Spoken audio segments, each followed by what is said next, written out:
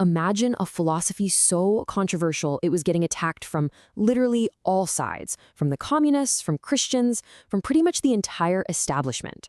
Well, that's exactly the spot Jean-Paul Sartre was in back in 1945. His response?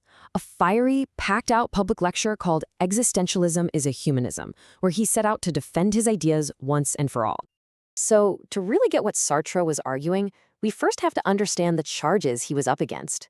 You could say he was basically putting his own philosophy on trial, trying to prove its innocence to a very skeptical world. And believe me, these charges were serious. The communists accused it of being a philosophy for the rich, one that led to a quietism of despair, where you just give up because action is pointless. Christians argued it was obsessed with the ugly, sordid side of life, and pretty much everyone claimed it destroyed human solidarity, leaving us all isolated. But maybe the most damning charge of all, that by getting rid of God, it created a moral free-for-all where anything goes. So, yeah, a pretty bleak picture they painted. But here's the big question. Did they actually have a point? Is existentialism really just a recipe for misery and chaos? Sartre's answer was a huge, emphatic no. In fact, he argued that his philosophy was the complete opposite of what his critics were saying. To see why, we have to wrap our heads around the single most important idea in his entire philosophy. It's this revolutionary concept that unlocks everything else.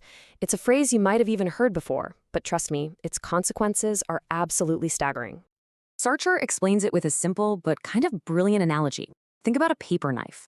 Before that knife even exists, someone has an idea of it, right? A concept, what it's for, how it's made. The idea or its essence comes before its physical existence. Now, for us, for human beings, Sartre says you have to flip that completely on its head. We're just thrown into the world first. We exist, but without any predefined purpose. And that leads us to the first principle of existentialism. Existence precedes essence. As Sartre himself puts it, man first exists, encounters himself, surges up in the world, and defines himself afterwards. What does that mean? It means there's no pre-written human nature, no divine blueprint for you to follow. Before you act, you're nothing. You become whatever it is you make of yourself. Okay, so if we are what we make of ourselves, what does that actually mean for how we're supposed to live our lives? Well, this is where the consequences get really profound and, let's be honest, a little bit terrifying. Sartre sums it up in his most famous line, "Man is condemned to be free." It sounds like a paradox, doesn't it? How can you be condemned to freedom? Well, he says we're condemned because we didn't choose to exist in the first place. We were just thrown here. But we are free because once we're here, there's no script, no plan, and we are responsible for absolutely everything we do. And that responsibility is just immense. See, when you make a choice, you aren't just choosing for yourself. According to Sartre here, in that very moment, you are actually creating an image of what you think all of humanity should be. Every single act sets a precedent for mankind. This crushing weight of being responsible for everyone, that's what Sartre calls anguish. And it doesn't stop there. Because there's no God to hand us a moral code, Sartre says we are forlorn or abandoned. We can't just look up the answer in some holy book to justify our actions. You might have heard that famous line from Dostoevsky, if God did not exist, everything would be permitted. Well, Sartre takes that as his starting point. We are completely, totally alone, and we have no excuses. I know this can all feel really abstract and heavy, so let's bring it down to earth with a powerful real-world example that Sartre himself used to make these ideas crystal clear. So, Sartre tells the story of one of his students who came to him for advice during the war. This young man's older brother had just been killed fighting the Germans, and he was burning with a desire for revenge. But, and this is a huge but, there was a problem. His father was a collaborator, and his mother, who was already devastated by losing her first son, now lived only for him. He was her only reason for going on, and he knew that if he left her, she'd be plunged into total despair. So what in the world does he do? Does he stay home and help this one person, his mother, in a very concrete way? Or does he leave for this huge, but kind of uncertain, cause to fight for his country? The usual rule books were useless here.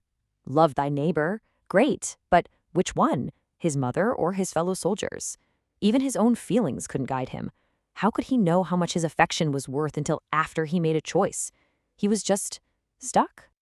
So what amazing advice does the great philosopher Jean-Paul Sartre give him? He offered him just one thing. He said, "You are free, choose. That is to say, invent. No moral code is going to solve this for you.